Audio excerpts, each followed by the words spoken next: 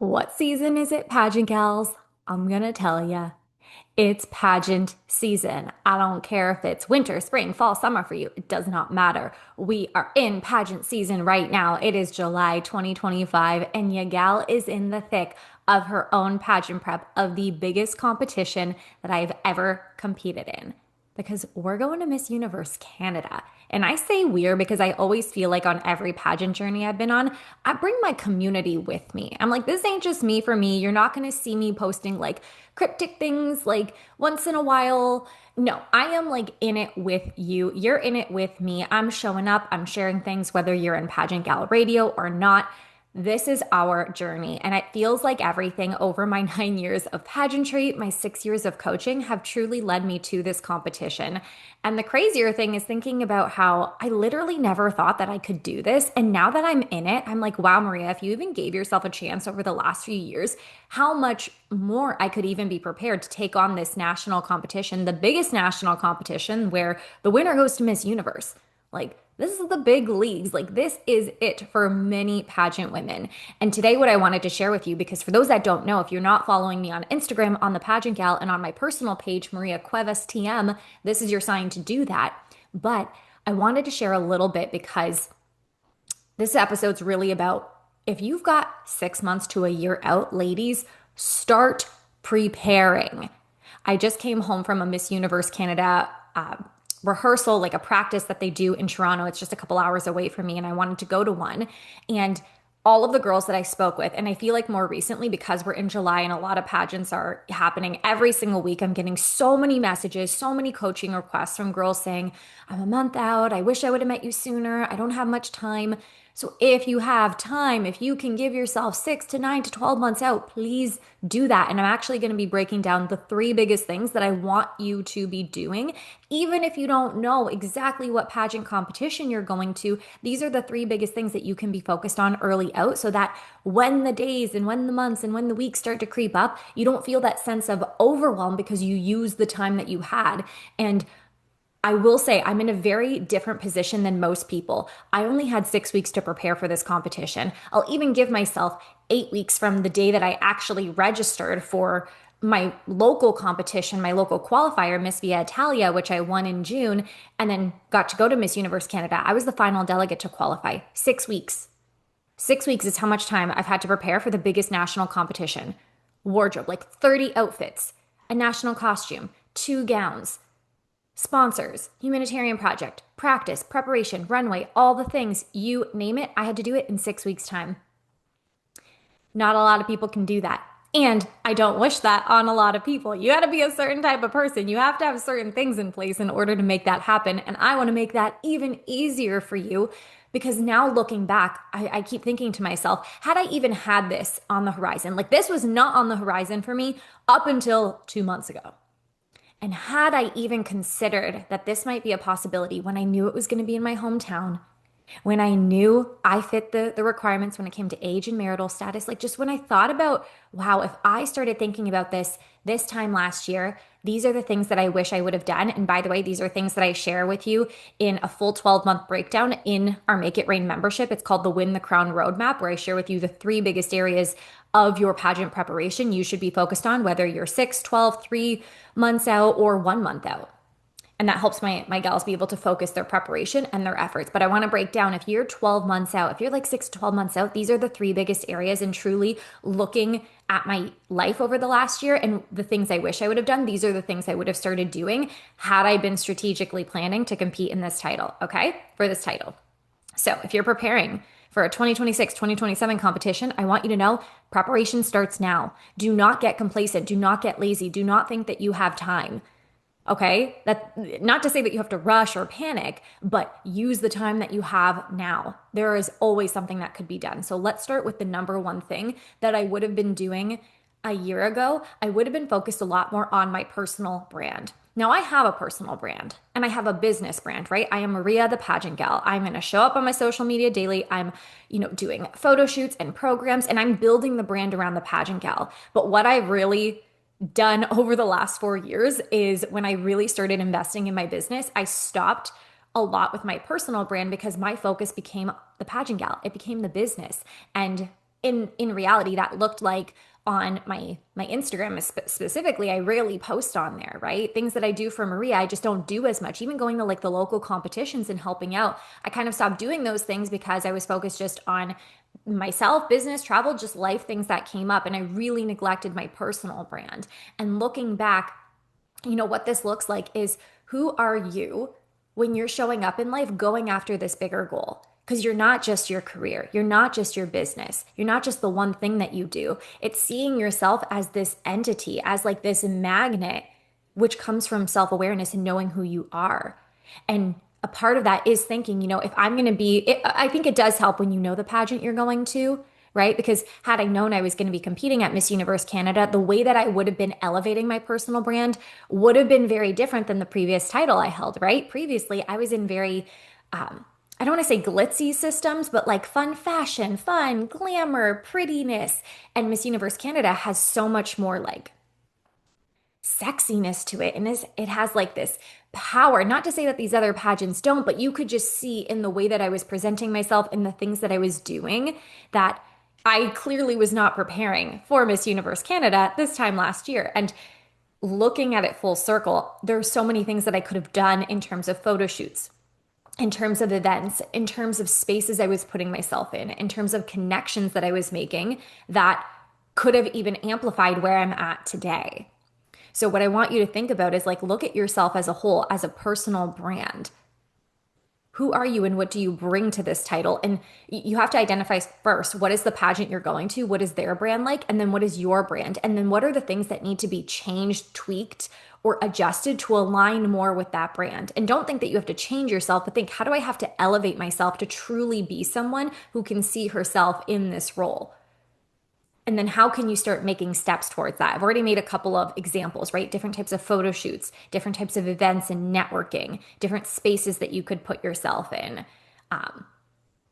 things of that nature. So the first thing, if you're 6 to 12 months out, is really looking at your personal brand and identity. And that is something that you can start doing as early out as you want. Again, you don't need to know which pageant you're going towards because you can always have your own personal brand, and you should as pageant women and queens. But it really does help when you know the system, because of course I was with a different system this time last year, and it's a different type of branding for them. So that's the first thing.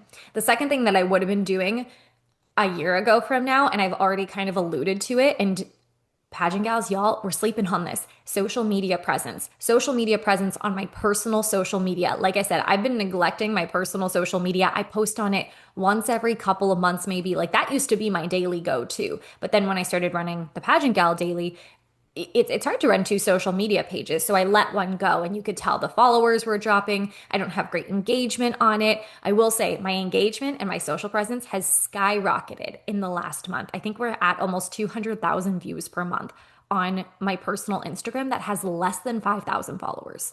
Like, let that sink in. But had I really been thinking about, hey, we're going to go on the biggest journey, the biggest adventure, the biggest pageant in our country, and we want people to know who we are. We want to be on the radar even before we're on the radar. I would have been using my social media so much more strategically. Of course, when it comes to photo shoots, but even just what I stand for, who I am, showcasing more of Maria, more of that personal brand online. It wasn't too difficult to start building it back up with my local win and with now going to this national page, to this national pageant and this national stage. But imagine where it would be if a year ago I said, okay, I'm going to start consistently showing up and sharing the journey of Maria, the evolution of Maria. How many more people, how many more eyes would have been on me? How many more pages would have been following me? And it's not about the following number, right? But it's just about the awareness and the eyes and the attention, because whether you like it or not, pageants are about attention, whether it's the judges, whether it's people online, whether it's sponsors. You have to get people to look at you, to notice you, to like you, to remember you. And social media is a really great representation of that. And, a year ago, I wish I would have had a weekly posting routine. I wish I would have been showing up and sharing on my stories, whether that's my workouts, the travels I was doing, the things I was doing for business. And it's not too difficult. Again, I'm on social media anyways, but it takes 2 seconds to post a story. But when we're not thinking about it strategically and thinking about the long-term vision of where we're going, we don't show up at all. and people want to see you show up. People want to watch the journey. So, social media. What will this help with closer to? Well, it's going to help you be shouted out by some big pageant pages, which again, it's a confidence boost for you. It's that knowing of, oh yeah, my presence is standing out. It's going to help with sponsors, people messaging you. Even in the last 4 weeks, I've had sponsors reach out to me and message me and want to work with me. It's helped me with connections. I've had several people reach out and just want to connect with me because of this journey when it comes to interviews. I've had some coaches reach out and want to work with me just because of the status of this pageant who I didn't end up hiring. But people's eyes are on you. And you want eyes to be on you even before you want eyes to be on you. You want to be top of mind in people's minds, in people's lives. And most women are not using social media very strategically. They're not. They're not using it at all. And I get there's a back and forth between it's not scored, it doesn't count, but everything counts in pageantry, especially when we talk about going to Miss Universe. If you want to be standing against, Philippines, Thailand, Colombia, these girls who have hundreds of thousands of followers, it's not to say you have to have hundreds of thousands of followers, but what are you doing to get yourself on the radar? What are you doing in terms of photo shoots, in terms of events, in terms of sharing who you are, your growth in your journey? People love to watch women who are on the rise. How are you being that woman on the rise and getting on the radar? That's how you use your social media. And that doesn't start 3 months out. That doesn't start 2 months out. It should be a weekly thing as early out as you can. I'm very lucky that I have a social media presence, even though it's not on my personal page. It was from business. It was from TikTok that very quickly flooded over to my personal page. But still, I wish that I would have been using that personal page a little bit more intentionally. The third thing that you should be focused on, ladies. So first, we got personal branding and identity. The second thing is your social media presence. And P.S., there's so many resources in the Make It Rain membership to actually help you implement these things versus just making these a point on your checklist in your pageant notebook. The third thing that I would have been doing much more of is platform development, platform and advocacy development and planning. And while I've always had my platform and I do things for it and I do make an impact with it, I really haven't done too much over the last year in a big way that I know that I can do, right? I started focusing more on life and, it makes sense, right? I got married last year. I was on my honeymoon. I got very sick last year. I've had a lot of crazy things happen in the last year. Like, one day we'll have to do a whole behind the scenes episode of like what really happened when Maria was a title holder, when she was competing, when all of this stuff happened, because that would be something that we got to have like a takeout meal, a glass of wine for, or something like that. But that's a podcast episode for another day. But I really wish that I would have been more intentional in prioritizing my platform impact when it came to the Confidently Connected sash, speaking at events, going to schools and to girl groups. That stuff really lights me up. And I did do it, but on a smaller scale. I think I did 3, maybe 4 workshops last year that had nothing to do with business, that only had to do with my platform. When I know my ability to reach and impact hundreds and thousands more, it is so much greater than that. But I just wasn't prioritizing it. And again, life is about balance. But this is where I say we have to be women with vision and we have to trust that we're meant for so much more. And you could tell the way that I was operating last year when it came to my platform and impact, it was very like, I don't have a bigger vision for it, so I'm just going to do whatever and it's good here and now and that's fine, I guess. But had I had something holding me to a higher standard of the leader I can be, of the title holder I could be, I would have been showing up a lot more. And though I had a different national title, it just wasn't activating me in the way that it was at the top of my priorities. It was like fifth, maybe, right? Behind life and, business and wedding and all of these other things. And now looking at, I'm going in. And again, my platform's never really stopped. I've been in pageants for 9 years. I've always been active in the community. I can't even tell you how many events I've run, how many fundraisers I've done, how many hours I put in. Like, I'm not stressing about like, oh, I haven't done enough. In no way do I feel that way right now. I have accumulation of the last 9 years of community service and platform development. But I wish over the last year I would have thought to myself, Maria, we're going to Miss Universe next year. Like, let's again get our impact on the map. Let's let people really know what we're about. Let's really see the impact that we can make with women in building their confidence and teaching about self-care and community and collaboration beyond just the business. Again, all of these three kind of feed into each other when it comes to personal branding, when it comes to your platform, when it comes to social media presence. And that's where you can do these things early out. Yeah, work on your speaking, work on your confidence, work on your wardrobe, work on your fitness. Yes to all of those other things, but in hindsight, like the biggest things that I know for me and for a lot of my clients that would have made the biggest difference, that really, again, not would have changed anything that I'm doing right now, because I really do love like this like hyper focused pageant prep that I've been doing over the last month, and I will over the next like week and a half. But I wonder, I'm like, how much farther would my community be? Would my impact be? Would my sense of self be? Would it would just be so much more amplified that we didn't get to do this time around just because we only had 6 weeks to prepare. So we're doing what we can.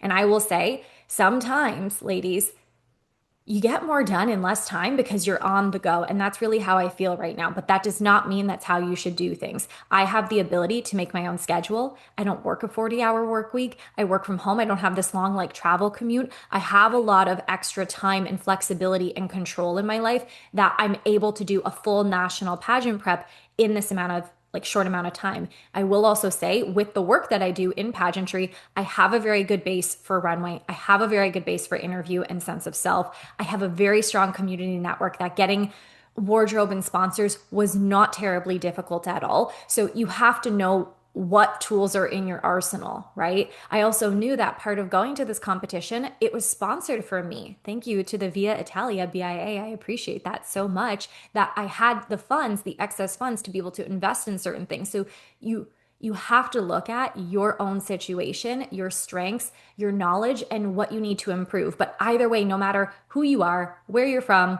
where you're going, 1 year out, it's these three things. It's these three things. And these can all help you be in such a better position, preparation, confidence, community wise, 6 to 4 months out when you do start hitting sponsorships and runway and interview and connections and putting things together.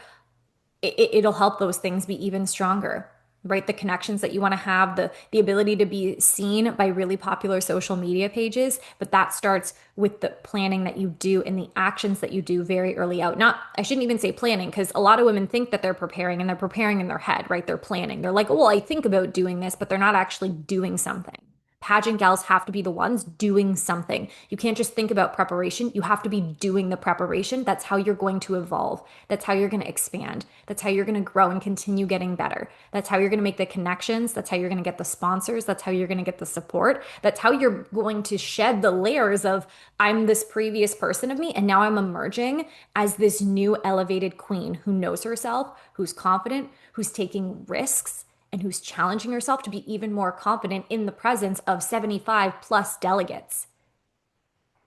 I hope this episode has been a real eye awakener for you about what it really takes to compete and win. And we're not just talking about competing and winning any pageant. We're talking about the number one pageant in your area, in your country, in the universe. Miss Universe. Even if you're not going to Miss Universe, this still applies.